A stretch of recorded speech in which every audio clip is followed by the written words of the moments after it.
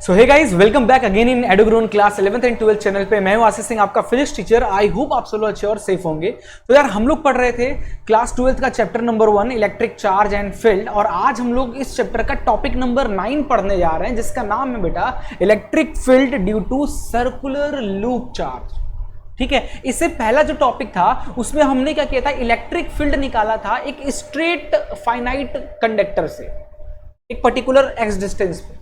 इस बार जो हमारा जो कंडक्टर है वो स्ट्रेट ना होकर कैसा है, सर्कुलर शेप में। अगर सर्कुलर हो जाने से फिर पॉइंट एक्स डिस्टेंस पे पॉइंट एक पी है, वहां पे इलेक्ट्रिक फील्ड की वैल्यू क्या निकलेगी वो हम लोग को जनरली देखना है। ठीक है, बाकी अगर आपको इसके नोट्स वगैरह चाहिए तो हैंड रिटन नोट्स मेरे अवेलेबल हैं, वेबसाइट पे मेरे मिल जाएंगे। 2-3 दिन में मैं अपडेट कर दूंगा, फ्री ऑफ कॉस्ट है, आराम से डाउनलोड करके आप एंजॉय कर सकते हैं, link in the description. Okay, चलिए, तो इलेक्ट्रिक फील्ड निकालना है, इसके लिए हम एक सर्कुलर लूप ले रहे हैं। जैसे कि आपको दिख रहा है, हमने क्या किया, एक सर्कुलर लूप लिया जिसके सरफेस पे चार्ज डाला हुआ है। ठीक है, चार्ज डेंसिटी है। अब क्या करेंगे, इस सर्कुलर लूप का जो रेडियस है वो r है, मान लेते हैं। ठीक है, अब इससे x डिस्टेंस पे हम एक पॉइंट लेंगे P, जैसे कि आपको डायग्राम में दिख रहा होगा। ठीक है, अब हम क्या करेंगे, अब देखो, जैसे कि फिजिक्स में किया जाता है, हम पूरे के पूरे चीजों का एक बार में नहीं निकाल सकते, तो हम क्या करते हैं, छोटे से एलिमेंट को कंसीडर करते हैं, उस एलिमेंट से क्या निकलता है किसी उस पॉइंट पे इलेक्ट्रिक फील्ड, उसको कैलकुलेट करते हैं और फिर इंटीग्रेट कर देते हैं, जैसे हमने लीनियर चार्ज में किया था। ओके, अब हम क्या करने जा रहे हैं, एक छोटा सा एलिमेंट ले रहे हैं यहाँ पे, डीएल एलिमेंट। ठीक है, अब डीएल एलिमेंट लिया है तो भैया इसके ऊपर चार्ज भी डीक्यू होगा। क्या मैंने कहा, डीएल एलिमेंट अगर हमने लिया है, अगर हमने डीएल एलिमेंट लिया है यहाँ पे, तो इस पे जो चार्ज होगा वो कितना होगा, डीक्यू होगा। चार्ज जो होगा क्या होगा बेटा, डीक्यू होगा। अब इस डीक्यू चार्ज की वजह से इस पॉइंट पी पे जो इलेक्ट्रिक फील्ड आएगी वो कुछ इस डायरेक्शन में आएगी, जैसा आपको दिख रहा है, क्योंकि पॉजिटिव चार्ज है तो पॉजिटिव चार्ज से इलेक्ट्रिक फील्ड बाहर की तरफ होती है, तो पॉइंट पी पे जो इलेक्ट्रिक फील्ड है कुछ इस तरीके से होगा। ठीक है, अब देखो, ये जो इलेक्ट्रिक फील्ड है डीई, ये जो हॉरिजॉन्टल से थीटा एंगल बना रहा है।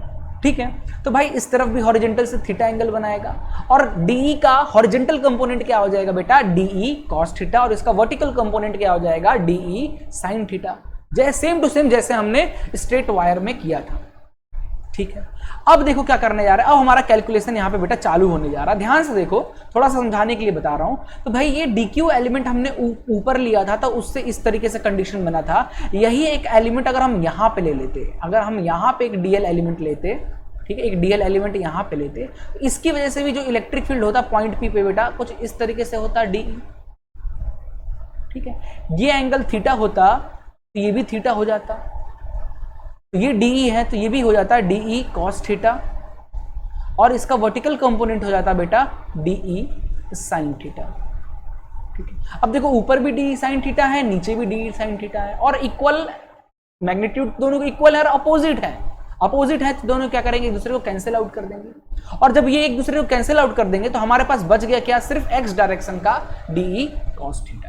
ठीक है, तो ये समझाने के लिए मैंने सिर्फ ड्राइंग किया था, अभी हम इसका यूज फिलहाल नहीं करने वाले हैं। ठीक है, तो चलिए बताइए, सबसे पहले तो बताइए इस जो डीई है ये कितना हो जाएगा, डीई जो है इलेक्ट्रिक फील्ड कितना हो जाएगा इस चार्ज डीक्यू की वजह से जो इस एलिमेंट पे है, क्या हो जाएगा बेटा, के डीक्यू अपॉन ये डिस्टेंस। अच्छा, ये अगर r है, ये x है, बेटा ये डिस्टेंस कितना हो जाएगा, r square plus X square under root, ये हो जाएगा हमारा under root r square plus X square का होल स्क्वायर। यही होता है किसी पॉइंट चार्ज से एक पर्टिकुलर पॉइंट पे। ठीक है, तो इसको करेंगे तो ये कितना आ जाएगा यहाँ से। ठीक है, यहाँ नहीं करता हूँ मैं, इसको बगल में ही कर लेता हूँ, जगह हमारे पास कम है, इतने में काम चलाना है। तो ये हमारा आ जाएगा के डी क्यू। ठीक है, इसका स्क्वायर मारेंगे तो स्क्वायर रूट हट जाएगा, तो ये आ जाएगा R square plus X square. यहां तक किसी को दिक्कत नहीं। ठीक है, जैसे कि हमने देखा कि हमारा जो डी साइन थीटा है वो कैंसिल आउट हो चुका है, हर एक जगह एलिमेंट लेंगे उसकी वजह से, तो हमारा बचेगा सिर्फ एक ही डायरेक्शन, एक्स डायरेक्शन में, वो भी कितना है, डी कॉस थीटा। तो ये बताइए, एक्स डायरेक्शन में जो हमारा नेट मैग्नेटिक इलेक्ट्रिक फील्ड आएगा पॉइंट पी पे, एक्स डायरेक्शन में जो नेट इलेक्ट्रिक फील्ड आएगा एट पॉइंट पी, है ना, एट पॉइंट पी जो नेट इलेक्ट्रिक फील्ड आएगा वो कितना आ जाएगा, डीई कॉस थीटा। क्योंकि यही तो है, बाकी तो कट चुका है, कैंसिल आउट हो चुके हैं। ठीक है, अब हमको क्या है, इस एलिमेंट पे ही नहीं, हमको क्या चाहिए, पूरे के पूरे वायर पे चाहिए, तो हम इसको क्या करेंगे, इंटीग्रेट मार देंगे। कहां से कहां तक भैया, इस वायर का जो लेंथ है 2 पाई है। ठीक है, चलिए वो तो बाद में करेंगे। तो अभी हम लोग पुट करते हैं, डी हमारा कितना है भाई, डी हमारा K D Q upon R square plus X square. ठीक है, और ये है हमारा कॉस थीटा।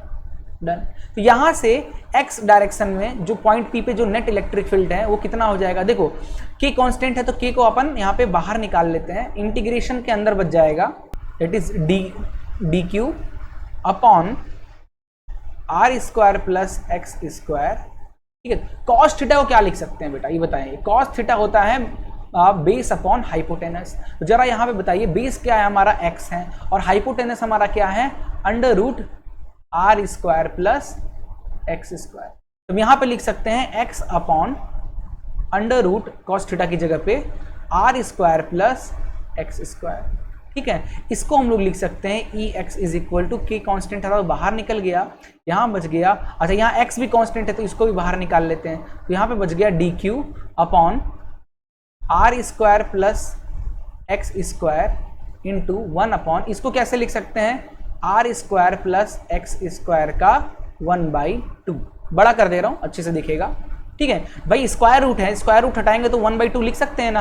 अब देखो बेस सेम है तो पावर क्या होगा, इसका पावर 1 है, इसका पावर 1/2 है, दोनों पावर ऐड हो जाएंगे तो EX हमारा आ जाएगा। ठीक है, EX आ जाएगा हमारा क्या, KX integration of DQ upon R square plus X square का 3/2। ठीक है, अब देखो यहाँ पे R भी फिक्स है, X भी फिक्स है। भाई सर्कल हमने जो लिया है, भाई जो लूप लिया है उसका रेडियस तो आ रही है, ये तो चेंज हो नहीं रहा है, और जिस पॉइंट पे हमको निकालना है इलेक्ट्रिक फील्ड वो भी फिक्स है, तो भाई ये वैल्यू भी नीचे वाली कांस्टेंट है। ठीक है, यहाँ से हमारा बेटा, यहाँ से हमारा जो EX आ जाएगा वो आ जाएगा, देखो KX तो कॉमन है ना, नीचे आ जाएगा हमारा R square plus X square का 3/2। ठीक है, इनटू, अच्छा DQ बच गया, DQ का इंटीग्रेशन को क्या लिख सकते हैं यहाँ पे, DQ का इंटीग्रेशन क्या हो जाएगा बेटा, DQ का इंटीग्रेशन हो जाएगा हमारा सर Q हो जाएगा। ठीक है, तो हमारा फाइनल जो इक्वेशन बन के आया है x डायरेक्शन में, जो हमारा इक्वेशन आया है वो है KQX upon R square plus X square का 3/2। हमारा ये है फाइनल इक्वेशन फॉर सर्कुलर। ठीक है, समझ में आ गया। किसी भी सर्कुलर लूप से, किसी भी सर्कुलर लूप पे जिसपे खूब सारे चार्ज हैं, जिसका रेडियस r है, ठीक है, वहां से x डिस्टेंस पे अगर आप कोई पॉइंट पे इलेक्ट्रिक फील्ड निकालना चाहते हो, इस पॉइंट पे इलेक्ट्रिक फील्ड निकालना चाहते हो, तो इस इलेक्ट्रिक फील्ड की वैल्यू हो जाएगी k।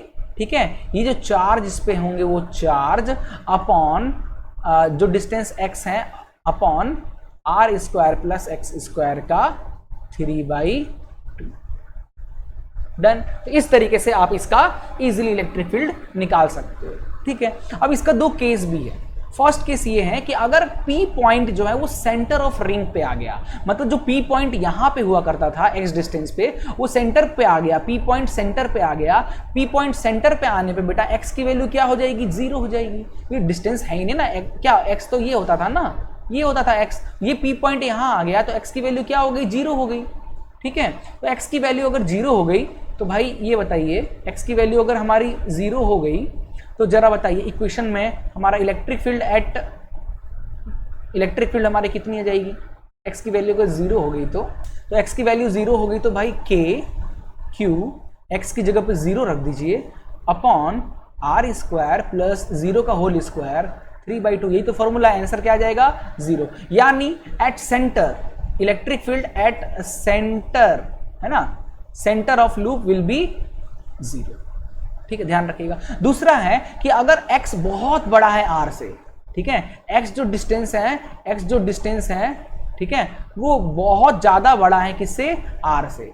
ठीक है, इस कंडीशन में हमारा जो इक्वेशन आ जाएगा बेटा k q x, r square जो है वो गायब हो जाएगा, तो यहां बच जाएगा x स्क्वायर का 3/2।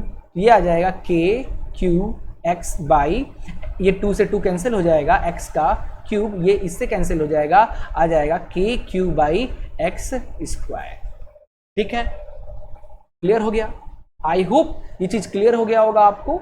है ना। अब इस टॉपिक पे इतना ज़्यादा क्वेश्चन अभी हम नहीं प्रैक्टिस करेंगे। रीज़न क्या है इस टॉपिक पे क्वेश्चन प्रैक्टिस ना करने का, क्योंकि हम लोग आगे सोलोनाइड वगैरह आने वाले जो मैग्नेटिक चैप्टर्स में है ना, तो सर्कुलर लूप की बहुत सी कहानी है, तो ज़्यादातर न्यूमेरिकल बोर्ड एग्जाम में वहीं से पूछा जाता है, ठीक है। दैट्स वाई अभी हम यहाँ पे क्वेश्चन नहीं लगा रहे हैं, ठीक है। तो ये वीडियो यहीं पर एंड होता है, मिलते हैं कल एक नए टॉपिक के साथ, तब तक के लिए goodbye, take care and जय।